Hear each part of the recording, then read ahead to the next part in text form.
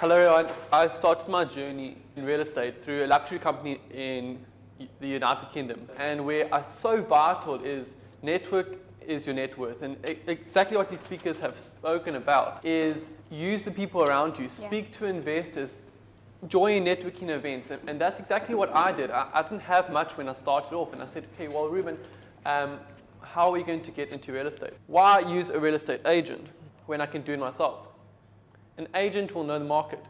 Like I said, if you are continuously immersed in the market, just like a knee surgeon that every day has to work on a knee, they know every bone, every muscle, every fiber of that knee. An agent's exactly that. That is their job. They know every property that comes onto the market, the overall statistics of the market. An agent is well connected. A great part about that is you're not only working with one agent, you're working with all the agents in the area. Their pure job is to speak a network. That's how we get our properties to sell.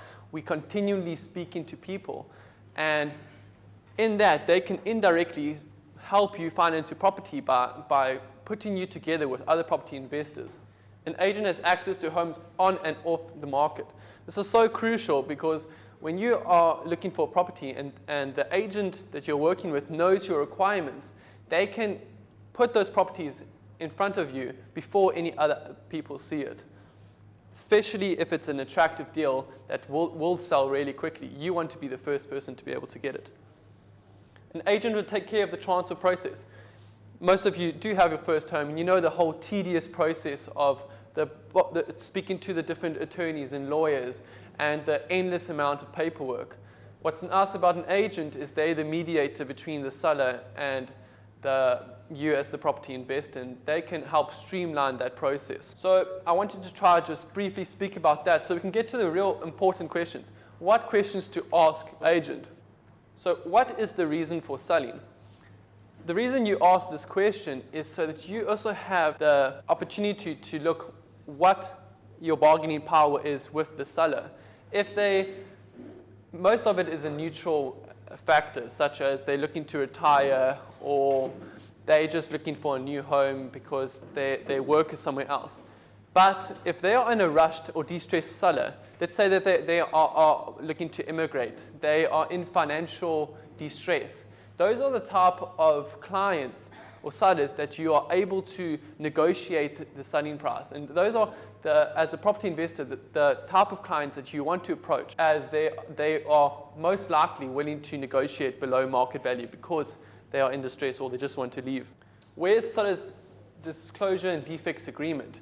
When you're looking to buy a property, if you do not know the defects of the property, you won't be able to calculate how much it's going to cost for the refurbishments. This is one of the first questions you should be asking your agent. What are the defects agreements? So that you also can price in if there's any major refurbishments that need to be done on the property, so that you can also add that to your calculations like you spoke about. Property investing is a calculated risk. What are the zoning guidance for the home? Depending what your strategy is that you're going to do in investment, whether it be flips or developments or just a rental property, knowing the zoning guidelines will help you indicate if you are able to build onto the property, etc. Obviously, that is dependent on what your purpose is when going into property investing. So how are the neighbors? If you are looking to have a rental property, you want the best for your tenants. Are there noisy neighbors? Have you had any issues with the neighbors? Nothing worse than so things. And then you can also understand the demographic of what you are targeting in that area. So if there are family homes all around, or the neighbors are all family orientated, you know that your target market can then be family. If there are students next door, then you know it can be a student accommodation that you can invest in for that area. What is the vacancy rate in the neighborhood? So this is all dependent on, again, what strategy you're using.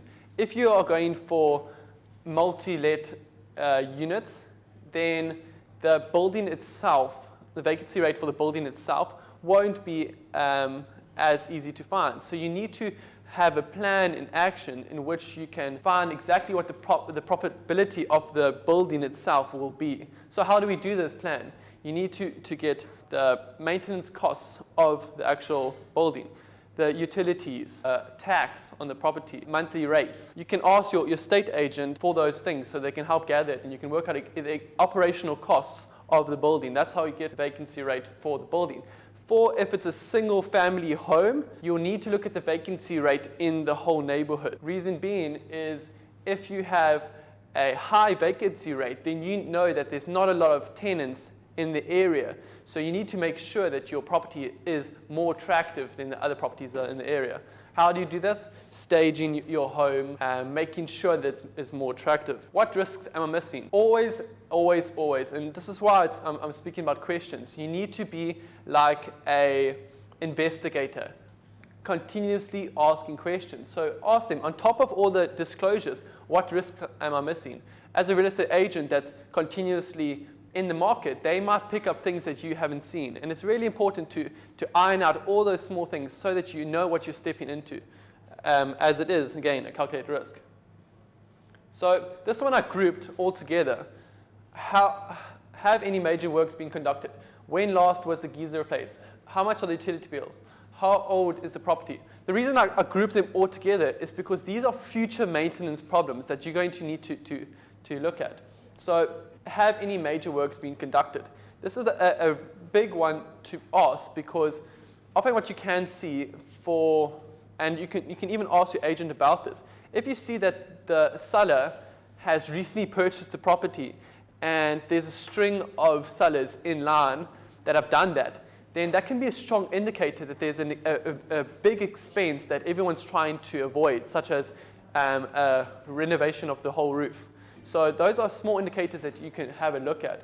When last was the geyser replaced? We all know how expensive it is to replace the geyser. So those are things that you need to look into for future maintenance issues. How old is the property?